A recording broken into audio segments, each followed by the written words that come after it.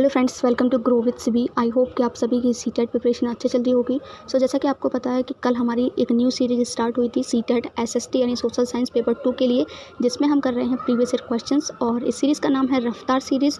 Playlist भी मैंने बना दी है, ठीक है। तो इसमें हम देखिए जो भी आपके सीटेट में प्रीवियस ईयर क्वेश्चन पूछे गए हैं वो सारे क्वेश्चन जो है मैं डिस्कस कर रही हूँ।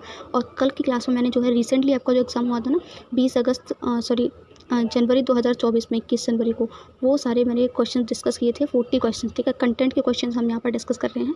और आज जो है मैं लेकर के आई हूँ 20 अगस्त 2023 में जो भी क्वेश्चन पूछे गए हैं वो सारे क्वेश्चन यहाँ पर डिस्कस करने वाली हूँ, ठीक है। सो प्रीवियस ईयर क्वेश्चन आपके लिए बहुत ज़्यादा हेल्पफुल रहेंगे। अगर आप कंटेंट पढ़ रहे हैं तो प्रैक्टिस आपको ज़रूर करनी है क्वेश्चन की, क्योंकि आपके एग्जाम में क्वेश्चन आते हैं ना कि कंटेंट, ठीक है। दोनों का ही कॉम्बिनेशन आपको करना है। अगर आप सिर्फ कंटेंट पढ़ के जाएंगे, क्वेश्चन नहीं करेंगे तो आप जो है क्वेश्चंस को अटेम्प्ट नहीं कर पाएंगे। इसीलिए ज़्यादा से ज़्यादा क्वेश्चंस की प्रैक्टिस करें अगर आपका कंटेंट क्लियर हो चुका है। सो चलिए स्टार्ट करते हैं क्वेश्चन नंबर 1 से।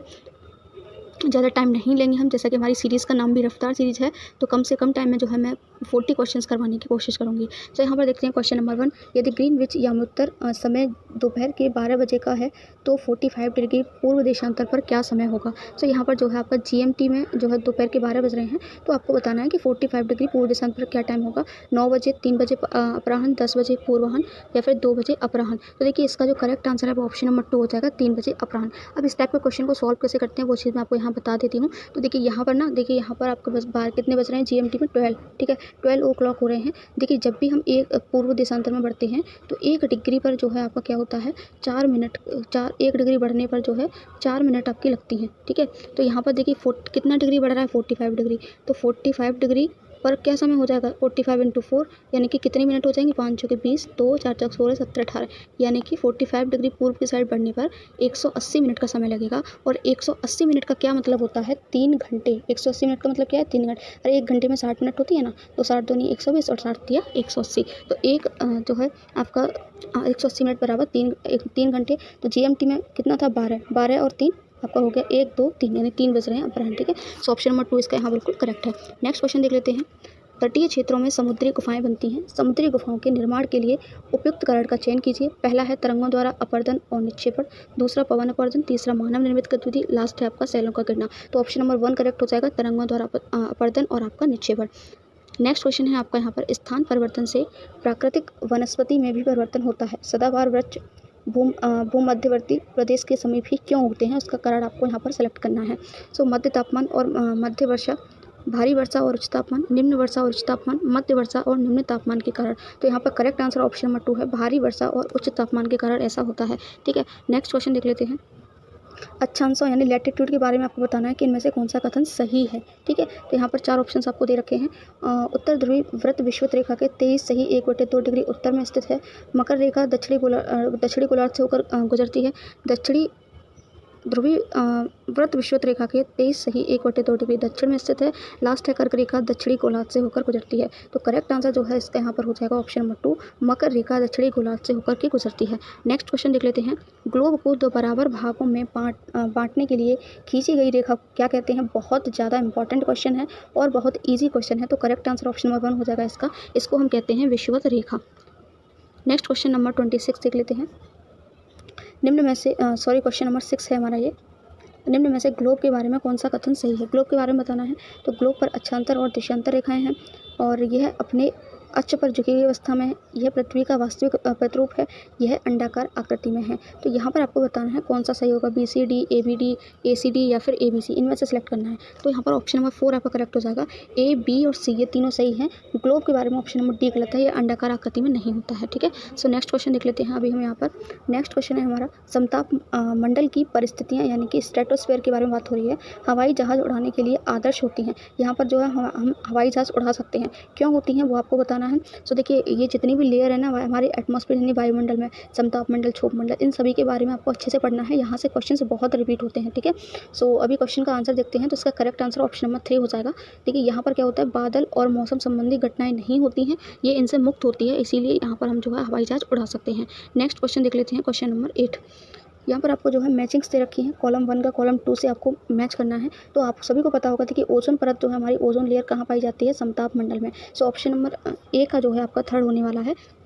और ए का थर्ड आप देख पा रहे हैं केवल ऑप्शन नंबर 4 में है, तो ऑप्शन नंबर 4 ही आपका यहाँ पर बिल्कुल करेक्ट हो जाएगा। देखिए इस तरीके से आप अपने आंसर तक जल्दी पहुँच सकते हैं और किसी ऑप्शन को सिलेक्ट करने की आपको ज़रूरत ही नहीं है। देखिए यहाँ पर ए का दूसरा दे रहा है तो गलत, ए का पहला दे रहा है, यहाँ पर भी ए का चौथा दे रहा है, लेकिन हमको ईजिली पता है कि ओजोन परत जो है समताप मंडल में पाई जाती है ना। सो हम अपने आंसर तक केवल एक ही ऑप्शन से यहाँ पर पहुँच गए हैं। नेक्स्ट क्वेश्चन देख लेते हैं अपना। गल्फ स्ट्रीम एक गर्म महासागरीय धारा है क्योंकि यह क्या है, तो ये क्या है ये आपको बताना है। सो इसका करेक्ट आंसर है ऑप्शन नंबर 4, ये गर्म महासागरीय धारा है क्योंकि यह भूमध्य रेखा के निकट उत्पन्न होती है। ठीक है, सो इसका करेक्ट आंसर ऑप्शन नंबर 4 हो जाएगा। नेक्स्ट फिर से आपका जो है मैचिंग्स आ गई हैं यहाँ पर, आपको बताना है। देखिए अगर आपको एक भी मैचिंग पता होती है ना तो आप एलिमिनेट करके ऑप्शन को अपने आंसर तक पहुँच जाते हैं।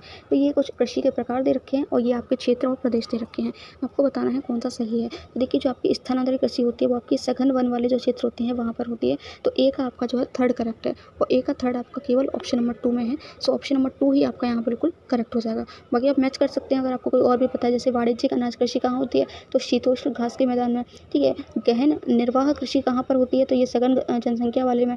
और जलवासी पशुचारण कहाँ पर होता है, तो ये आपका होता है अर्ध शुष्क और शुष्क वाले शुष्क प्रदेशों में। ठीक है, नेक्स्ट क्वेश्चन देख लेते हैं। क्वेश्चन नंबर आपका हो जाएगा 31। ऊर्जा संसाधन पर निम्न में से गलत कथन का चयन करना है, यानी कि आपको जो है इसके बारे में, ऊर्जा संसाधन के बारे में गलत कथन यहाँ पर सिलेक्ट करना है। ठीक है, सो इसका करेक्ट आंसर हो जाएगा ऑप्शन नंबर सी, थर्ड, ज्वारी ऊर्जा समाप्य होती है। ठीक है, सो ऊर्जा संसाधन के बारे में यही आपका गलत है, बाकी सभी सही हैं। गलत हमसे पूछा था इसीलिए ऑप्शन नंबर 3 आपका यहाँ बिल्कुल करेक्ट हो जाएगा। नेक्स्ट देख लेते हैं क्वेश्चन नंबर 32। निम्न में से यातायात का कौन सा साधन अधिक दूरी में भारी एवं बड़े आकार वाले सामानों को ढोने के लिए सस्ता है, तो ये आपको बताना है कि इनमें से कौन सा यहाँ पर करेक्ट हो जाएगा। जलमार्ग, रेल मार्ग, वायुमार्ग या फिर सड़क मार्ग। सो इसका करेक्ट आंसर ऑप्शन नंबर 2 है आपका रेल मार्ग। ठीक है, नेक्स्ट क्वेश्चन देख लेते हैं। क्वेश्चन नंबर आपका हो जाएगा ये 13। सुझाव दीजिए कि हमें अपने पर्यावरण को बचाने के लिए किस प्रकार के संसाधनों का अधिक उपयोग करना चाहिए। अनवीनीकृत संसाधन, नवीनीकृत संसाधन, मानव निर्मित संसाधन या फिर अजैव संसाधन। तो इसका जो करेक्ट आंसर हो जाएगा वो हो जाएगा ऑप्शन नंबर 2, नवीनीकरण संसाधन। ठीक है, नेक्स्ट क्वेश्चन देख लेते हैं। एक कक्षा गतिविधि के समय शिक्षक ने, देखिए यहाँ पर ये जो है पेडागोजी का क्वेश्चन आ गया है, पर कोई बात नहीं, हम इस क्वेश्चन को भी देख लेते हैं। एक कक्षा गतिविधि कोई एक्टिविटी है, उसमें जो शिक्षक ने क्या किया है, विद्यार्थियों से आदिवासियों जैसी देखने वाली गुड़िया का चयन करने के लिए कहा है। ठीक है, जो आदिवासियों जैसी दिखती है। अधिकांश विद्यार्थियों ने रंग बिरंगे कपड़े पहनी हुई, सिर पर मुकुट लगाए और नृत्य मुद्रा वाली गुड़ियाँ उठा लीं। ये व्यवहार क्या दिखाता है, ये आपको बताना है। ठीक है, तो इसका करेक्ट आंसर ऑप्शन नंबर 2 हो जाएगा। ये हमारा स्टीरियोटाइप यानी कि रूढ़िवाद को बताता है। नेक्स्ट क्वेश्चन देख लेते हैं, क्वेश्चन नंबर 35। किसी के प्रति पूर्वाग्रही होने का क्या अर्थ है, तो देखिए पूर्वाग्रही होने का क्या अर्थ है वो आपको यहाँ बताना है। पूर्वाग्रही का मतलब होता है अपनी गलत सोच रखना। ठीक है, भेदभाव करना, इस तरीके से जो है नेगेटिविटी रखना किसी के बारे में, तो ये हमारा पूर्वाग्रही सोच होती है। ठीक है, सो यहाँ पर देखिए उन्हें कुछ ऑप्शन दे रखे हैं, फिर आपको आंसर बताना है। तो ए क्या कह रहा है, नकारात्मक रूप से देखना, उन्हें उत्तम यानी श्रेष्ठ मानना, जो लोग भिन्न हैं उनका अनादर करना, समूह के सदस्यों के विरुद्ध भेदभाव करना। तो ए, सी और डी आपका यहाँ बिल्कुल सही हो जाएगा। तो ए, सी, डी आपका कहाँ है, ऑप्शन नंबर 1 में है, तो यही आपका बिल्कुल करेक्ट हो जाएगा। बाकी देखिए उन्हें पूर्वाग्रही सोच वाले लोग कभी भी किसी को उत्तम या श्रेष्ठ नहीं मानते हैं। ठीक है, सो ऑप्शन नंबर 1 आपका यहाँ बिल्कुल करेक्ट हो जाएगा। नेक्स्ट देख लेते हैं क्वेश्चन नंबर 36।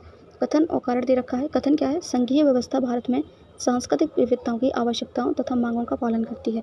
कारण क्या है, यह देश में अभिशासन के बहुलित चरण यानी स्तर क्या करती है, स्थापित करती है। इस वजह से ऐसा होता है क्या, तो इसका देखिए ऑप्शन नंबर जो है आपका 4 करेक्ट हो जाएगा। कारण और कथन दोनों सही हैं और जो ये आर है, रीजन है, वो एक ही जो है बिल्कुल सही व्याख्या यहाँ पर कर।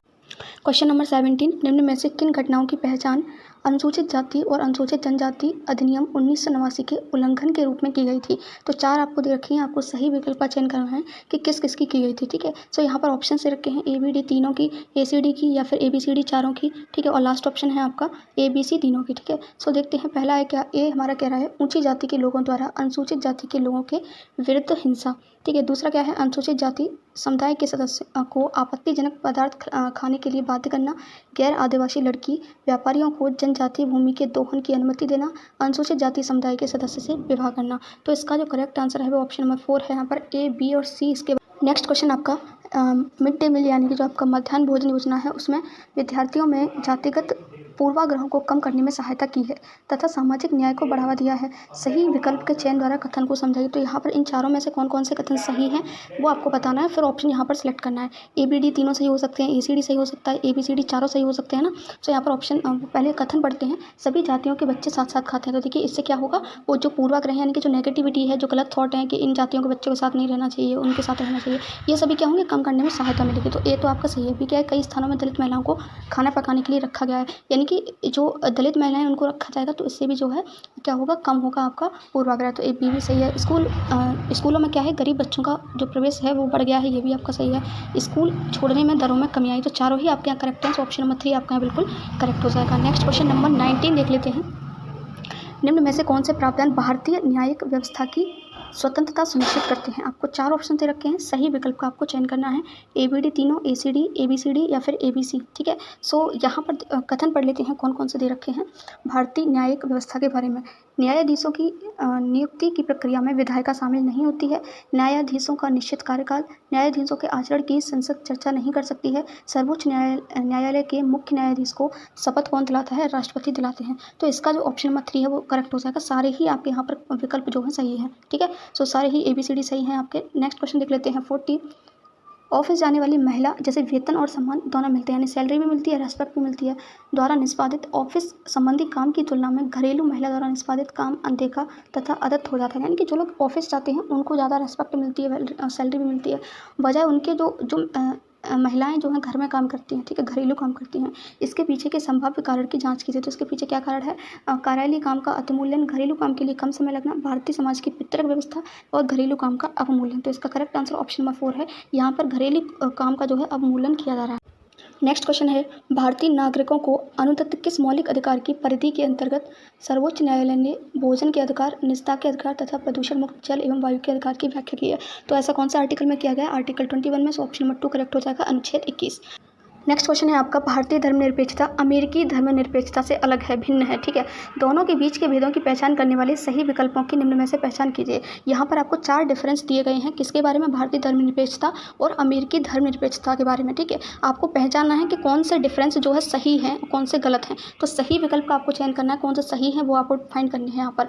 सो देखिए B और C सही है, A और C सही है, ऑप्शन में क्या क्या है, C और D सही है या फिर A और B सही है। सो पढ़ते हैं, पहले A को पढ़ेंगे। अमेरिका में राज्य और धर्म में से कोई भी एक दूसरे के मामलों में हस्तक्षेप नहीं कर सकता है। B क्या है, भारतीय संविधान में अल्पसंख्यकों के अधिकार की सुरक्षा का प्रावधान है। C है, अमेरिका और भारत दोनों ही राज्यों के मामलों और धार्मिक मामलों में स्पष्ट पृथकीकरण बनाए रखते हैं। अमेरिका में भारत के विपरीत राज्य धार्मिक सुधारकों की अनुमति दे सकता है। सो इसका जो करेक्ट आंसर है वो ऑप्शन नंबर आपका A और B है। अगर मैं ऑप्शन की बात करूँ तो 4 करेक्ट हो जाएगा। A और B विकल्प आपके यहाँ पर बिल्कुल सही है। नेक्स्ट क्वेश्चन देखते हैं, सभी व्यक्ति कानून की दृष्टि में समान है, वाक्य का अर्थ है। ये जो सेंटेंस है ना, इस सेंटेंस का आपसे अर्थ पूछा है कि कौन सा अर्थ होगा, ठीक है। इसमें से देखिए 4 हैं ABCD, इनमें से ये 2 से 3 जो है आपको हो सकते हैं, क्योंकि ऑप्शन देख सकते हैं आप ABD ABCD चारों हो सकते हैं या फिर ABC, यानी एक कोई गलत होने वाला है या फिर चारों सही हो सकते हैं, ठीक है। सो यहाँ पर हम देखते हैं A क्या है, सभी नागरिकों को अपने सामाजिक आर्थिक स्तर के अनपेक्ष समान कानून का पालन करना होगा। कानून की दृष्टि में किसी भी व्यक्ति के साथ उसके नस्ल, वर्ण, धर्म, जाति अथवा जेंडर के आधार पर भेदभाव नहीं किया जा सकता। C है, असमानताएं समाप्त हो गई। और D है, यह समस्त नागरिकों के लिए निष्पक्ष अवसर और गौरवमय जीवन सुनिश्चित करता है। सो इसका करेक्ट आंसर ऑप्शन नंबर 1 है, ABD यहाँ पर करेक्ट है। देखिए असमानताएं समाप्त हो गई, तो ऐसा इसका मतलब नहीं है, अभी असमानताएं कहाँ समाप्त है ना। सो नेक्स्ट क्वेश्चन देख लेते हैं। यहाँ पर देखिए ये आपको मैचिंग है। निम्न में से कौन से युग्म सही सुमेलित हैं? यानी कि ऑलरेडी इन्होंने क्या किया है, मैच करके दिया है आपको बताना है कि कौन सा सही मैच नहीं है, ठीक है। ABD ABC ACD और आपका A और B, यानी कि आपको ये फाइंड करना है कौन सा सही सुमेलित है, यानी कि कौन सही तरीके से मैच्ड है, ठीक है। सो राजमिस्त्री आपका दिहाड़ी मजदूर होता है, करेक्ट है। घरेलू कामगार अनियमित मजदूर का रोजगार है, ये भी सही है। सब्जी विक्रेता स्वरोजगार होता है, ये भी सही है। दुकान में सुपरवाइजर व्यवसाय है, ये आपका गलत है। सो ABC करेक्ट हो जाएगा और ABC हमारा ऑप्शन नंबर 2 में है, तो यही आपका यहाँ बिल्कुल करेक्ट हो जाएगा। नेक्स्ट देख लेते हैं हमारा क्वेश्चन नंबर, ये कौन सा क्वेश्चन है, ग्रामीण क्षेत्रों से शहरी क्षेत्रों में बढ़ते प्रवसन के परिणामस्वरूप शहरों में औद्योगिक स्थलों के निकट स्लम क्षेत्रों में वृद्धि देखी गई है। इस प्रकार के प्रवसन के कारण हैं। तो 4 आपको विकल्प दिए गए हैं, आपको बताना है इन चारों में से कौन कौन से कारण हैं इसके, ठीक है। सो यहाँ पर देखिए पहला है शहरी क्षेत्रों में जीवन स्तर की अधोगति, ग्रामीण कामगार बाजार में विघटन, घटी हुई कृषि उत्पादकता। लास्ट है आपका ग्रामीण क्षेत्रों में बढ़ी हुई कुशल कार्य बल की संख्या। सो इसका जो करेक्ट आंसर है वो ऑप्शन नंबर 4 हो जाएगा। बी और सी आपके यहाँ बिल्कुल करेक्ट है इसके बारे में, ठीक है। नेक्स्ट क्वेश्चन देख लेते हैं। निम्न में से किन सेवाओं को सार्वजनिक सेवाओं में सम्मिलित किया जा सकता है, यानी कि कौन कौन सी इसमें से सार्वजनिक सेवाएं हैं वो आपको फाइंड करना है। पुलिस सेवाएं, न्यायिक सेवाएं, शैक्षणिक सेवाएं और निर्माण सेवाएं।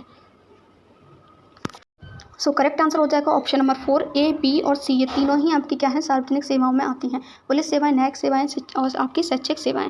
नेक्स्ट क्वेश्चन देखते हैं।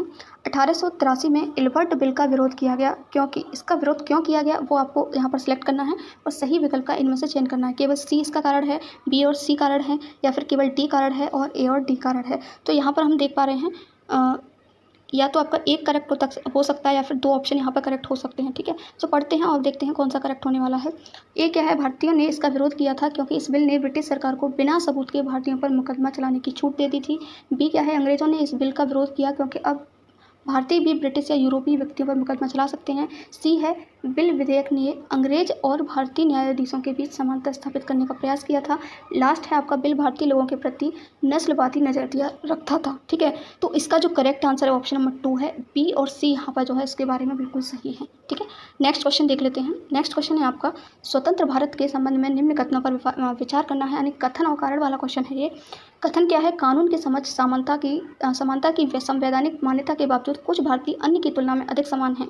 कारण क्या है, भारतीय संविधान में तय किए गए आदर्शों को हम अभी तक साकार नहीं कर पाए हैं। तो इसका जो ऑप्शन नंबर 1 है वही करेक्ट हो जाएगा। देखिए आपका कथन और कारण दोनों ही यहाँ पर सही हैं और ये इसकी सही व्याख्या कर रहा है, ठीक है। नेक्स्ट क्वेश्चन देख लेते हैं। नीचे दिए गए दो कथन ए और बी खिलाफत आंदोलन के बारे में है। ये दोनों ही कथन आपको खिलाफत आंदोलन के बारे में दिए गए हैं। आपको बताना है कौन कौन इनमें से कौन सा सही है। ए सही है, बी गलत है, ए और बी दोनों गलत हैं, ए गलत है, बी सही है, या फिर ए और बी दोनों सही है, ठीक है। सो यहाँ पर ए कथन क्या है, 1920 में अंग्रेजों ने तुर्की के सुल्तान खलीफा का पर बहुत सख्त संधि थोप दी थी। बी क्या है, भारतीय मुसलमान चाहते थे कि पुराने ओटोमन साम्राज्य में स्थित पवित्र मुस्लिम स्थानों पर खलीफा का नियंत्रण नहीं होना चाहिए था। सो ऑप्शन नंबर 1 करेक्ट है। देखिए ए तो सही है यहाँ पर, लेकिन बी का जो है ऑप्शन नंबर कथन बी गलत है, इसलिए ऑप्शन नंबर 1 आपका यहाँ बिल्कुल करेक्ट हो जाएगा। नेक्स्ट क्वेश्चन फिर से आपका कथन और कारण वाला है। कथन क्या कह रहा है, जैसे जैसे नील का व्यापार बढ़ा, व्यावसायिक प्रतिनिधि तथा कंपनी के कर्मचारी भी नील उत्पादन में इन्वेस्ट यानी निवेश करने लगे। कारण क्या है, इसमें होने वाले अधिक लाभ से आकर्षित होकर बहुत से लोग स्कॉटलैंड और इंग्लैंड से भारत आए और बागान मालिक बन गए। सो आपको बताना है कौन सा सही है, गलत है, व्याख्या कर रहा है कि नहीं कर रहा है। सो यहाँ पर जो है इसका करेक्ट आंसर वो ऑप्शन नंबर 4 हो जाएगा। ए और आर दोनों सही हैं यहाँ पर, कथन और कारण, और आर जो है एक ही सही व्याख्या भी कर रहा है। नेक्स्ट क्वेश्चन देखते हैं। निम्नलिखित में से कौन से कथन बुद्ध के उपदेशों के संबंध में सही है। महात्मा बुद्ध की बात हो रही है यहाँ पर, ठीक है। ए, हमारे कष्ट और दुख हमारे पिछले जन्म के परिणाम हैं। बी है, हमारे कष्ट और दुख हमारी लालसाओं और इच्छाओं की वजह से हैं। सी है, एक खुशहाल जीवन के लिए बुद्ध के सभी अनुयायियों को उनके उपदेशों को मानना और पालन करना आवश्यक था। तो इसका करेक्ट आंसर ऑप्शन नंबर 4 है। सी आपका गलत है बस यहाँ पर, ठीक है। ए और बी दोनों ही यहाँ पर सही है। सो ऑप्शन नंबर 4 आपका यहाँ बिल्कुल करेक्ट हो जाएगा। नेक्स्ट क्वेश्चन देख लेते हैं। 16वीं और 17वीं शताब्दियों में यूरोपीय बाजारों में भारतीय कपड़ों की मांग में तेजी आने से भारत के बुनकरों में निम्न परिवर्तन आए, ठीक है। तो आपको कथन चयन करना है कि कौन कौन से परिवर्तन इन चारों में से आए थे। अधिकाधिक लोगों ने कताई, धुलाई और रंगाई का धंधा अपना लिया। शिल्पकारों की कामकाज में स्वतंत्रता में बढ़ोतरी हुई। डिजाइनों में बहुलता और शिल्पकारों की कलात्मकता में बढ़ोतरी हुई। एजेंटों से पहले ही पेशगी लेकर काम करने की नई प्रणाली आई। सो यहाँ पर इसका करेक्ट आंसर ऑप्शन नंबर 1 है। ए और डी इसके बारे में बिल्कुल सही है, ठीक है। बी और सी गलत है। सो ऑप्शन नंबर 1 करेक्ट है। नेक्स्ट क्वेश्चन देखते हैं। निम्न जातियों की दुर्दशा पर ज्योतिबा फुले की 1873 में आई किताब समर्पित है। तो ये किताब किसको समर्पित है वो आपको बतानी है। भारत के उपनिवेशवाद विरोधी आंदोलन के राष्ट्रवादियों को, भक्ति गायकों को, अमेरिकी गृह युद्ध में दास प्रथा का विरोध करने वाले कार्यकर्ताओं को, या फिर ब्रह्म समाज सुधारकों को। So correct answer option number 3 है आपका यहाँ पर। नेक्स्ट क्वेश्चन में आपको दो कथन दे रखे हैं, बताना है कौन सा कथन यहाँ पर सही है। ए बी दोनों सही हैं, ए सही है, बी गलत है, या फिर बी ए का उदाहरण नहीं है, ठीक है। कुछ ऐसे ऑप्शंस हैं आपके पास। सो पहले कथन पढ़ते हैं। ए क्या कह रहा है, 19वीं सदी के दूसरे अर्ध तक गैर ब्राह्मण जातियों के भीतर से भी लोग जाति भेदभाव के खिलाफ आवाज़ उठाने लगे और सामाजिक समानता और न्याय की मांग करते हुए आंदोलन की शुरुआत की। बी क्या है, मध्य भारत में सतनामी आंदोलन की शुरुआत घासीदास ने की थी, जिन्होंने चमड़े का काम करने वालों के बीच काम किया, उनको संगठित किया और उनकी सामाजिक स्थिति में सुधार के लिए आंदोलन किया। सो यहाँ पर जो है इसका करेक्ट आंसर ऑप्शन नंबर 4 है। ए और बी दोनों सही हैं तथा बी ए का सही यहाँ पर उदाहरण है। नेक्स्ट क्वेश्चन देखते हैं। निम्न में से किसने कुरान की आयतों की पुनर्व्याख्या करके कहा कि महिलाओं को भी शिक्षा का अधिकार मिलना चाहिए। बेगम अनीस किदवई ने, मुमताज़ अली ने, हजारा बीबी इस्माइल ने, बेगम रुकैया सखावत हुसैन ने। So correct answer option number 2 है ये कहा। नेक्स्ट क्वेश्चन है। मध्यकाल में जनजाति समूहों के बारे में हमें बहुत कम जानकारी है। क्यों है? वे लिखित दस्तावेज नहीं रखते थे, इसलिए उनके बारे में जानकारी कम है। वे उन इलाकों में नहीं रहते थे जहाँ मध्यकालीन शासक गए, या फिर ब्रिटिश शासक के स्थापित होने के बाद ही वे लोगों की नज़र में आ पाए। लास्ट है, वे अलगाव में थे और एकांत में रहते थे। तो करेक्ट आंसर ऑप्शन नंबर 1 है, वे लिखित दस्तावेज में नहीं थे इसीलिए। नेक्स्ट क्वेश्चन है हमारा, खुदा की रचना के खाते में उसका ब्यौरा चूंकि मर्दों की सूची में नहीं आता, इसलिए इतनी शानदार खूबियों से भी उसे आखिर हासिल क्या हुआ? यह लेखांश 13वीं शताब्दी में किसके लिए लिखा गया था? दिद्धा के लिए, रजिया के लिए, गौतमी के लिए, या फिर रुद्रमा देवी के लिए? तो करेक्ट आंसर ऑप्शन नंबर 2, ये लिखा गया था रजिया के लिए।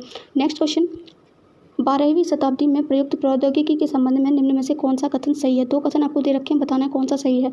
मेहराबों का निर्माण अधिरचना के भार को स्थानांतरित करने के लिए किया जाता था। मेहराब का मध्य भाग आधारशिला कहलाता था। केवल ए सही है, ना ए ना बी, केवल बी या फिर ए और बी दोनों। तो करेक्ट आंसर हो जाएगा ऑप्शन 1, केवल ए ही इसके बारे में सही है।